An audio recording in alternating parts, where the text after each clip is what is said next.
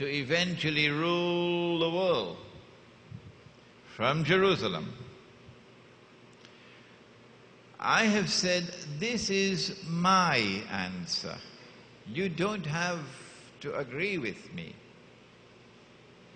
But if you say that I am wrong, you must tell me what is right. Is that fair?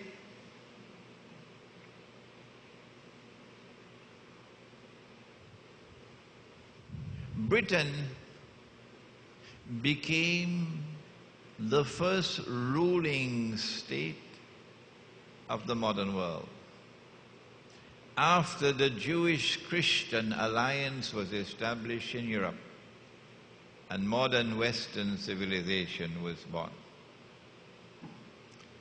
The scientific and technological revolution commenced in Britain. And I want to commend to you, those of you who want to pursue your PhD, go and do it. In the scientific and technological revolution, study it. Study Boyle's law, study the emergence of the steam engine. Study how steam took over from the horse and the cart. Study the emergence of the aircraft. The scientific and technological revolution is still continuing. There's more to come. But it started in Britain. That's the heart of it. Britain ruled the world. Ruled Britannia. The sun never set on the British Empire. And then Britain produced money after the Bank of England was created in 1676 or somewhere around there. And the sterling pound became the ruling currency in the world. And then Britain showed a mysterious, inexplicable relationship with the Holy Land, which cannot be explained by normal tools of political analysis. I argue that only Muhammad alayhi salatu wasalam could explain it. And then there is the Balfour Declaration. I wish I had the time to expand on this, but you've already read my books and you've already studied the subject. And then Britain gave way to a second ruling state, the United States of America. I believe that I am perhaps the first to have interpreted and applied the hadith this way. And that there are many now in the world who are agreeing with my analysis. When Dajjal, within a day like a year, having been released in that island, the island was Britain. And Britain ruled the world for a day like a year, which is the 600. And when Britain gave way to the United States, and when you listen to my lecture on Dajjal, we have the DVD there, you get evidence from me. I don't have the time to repeat it now. The United States became the second ruling state in the world, and the US dollar replaced the British pound. And the United States maintains a sinister, mysterious relationship with the Holy Land and with Israel. And I say that this is a day like a week. And that the United States will not remain as the ruling state in the world indefinitely. Rather, the United States will rule the world for a much shorter period of time than Britain. Where does Imran Hosein get that knowledge from? Where? Who taught him that? It's not taught in any of the schools of diplomacy. No political scientist in the world speaks like this. Who is he? I am simply interpreting words spoken in Arabia 1400 years ago by a man who could not read and could not write. It is Muhammad alayhi salatu wasalam who is explaining. And when the United States is to give way to a third and a last ruling state in the world, then the US dollar will no longer survive as the ruling currency in the world. 15 years ago, and for the last 15 years I've been saying this. And those here in Trinidad will bear evidence if they've heard my lectures. Yes, Imran was saying this, the US dollar is going to collapse. And nobody else was saying it. It's now happening. And so a third and a last ruling state must emerge. And a new international monetary system must emerge to replace the Bretton Woods Accord,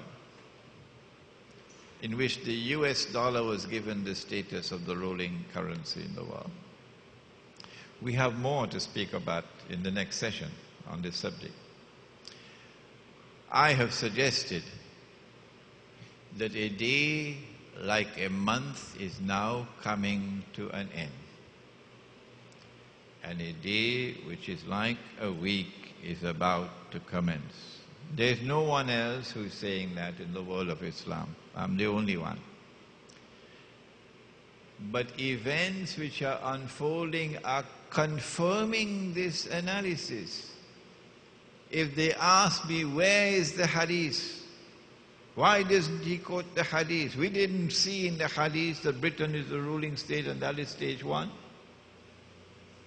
I have to say to them, well, just wait and see. Events which are unfolding are confirming the validity of this hadith, so I don't have to bother with your criticisms. In order for Britain to become the ruling state in the world, in order for the United States to become the ruling state in the world, and in order for Israel to become the ruling state in the world, and then for Dajjal to emerge and declare, I am the Messiah, they had to wield a formidable weapon. A terrible weapon they had to wield to achieve this. And that weapon is riba. It is not by accident that the very last revelation to come down in the Quran came down after the farewell pilgrimage, after the farewell sermon. Allah sent down, Al-Yawm Akmaltu lakum deenakum wa atmamtu alaykum ni'mati wa raditu lakum al-Islam deena. This day have I completed my favor unto you. This day have I perfected your religion for you. And then they returned to Medina. And on the authority of Abdullah ibn Abbas, radiyallahu ta'ala anhuma, in the hadith recorded in Sahih Bukhari, the last revelation to come down was a revelation on riba in Surah Al-Baqarah. And in that revelation, Allah subhanahu wa ta'ala declared war. If you do not give up what remains of your demand for riba, فَإِن لَمْ تَفْعَلُوا فَأَذَنُوا بِحَرْبٍ مِّنَ اللَّهِ وَرَسُولِهِ, then take notice of a declaration of war from Allah and His Messenger. In the next session, it's going to be interesting for you. Why has Allah prohibited riba? What is riba? And how has riba been used as a weapon in order to enslave mankind, to produce the slave woman? Not only has Allah subhanahu wa ta'ala chosen riba as the last revelation in the Quran, and that is not by accident.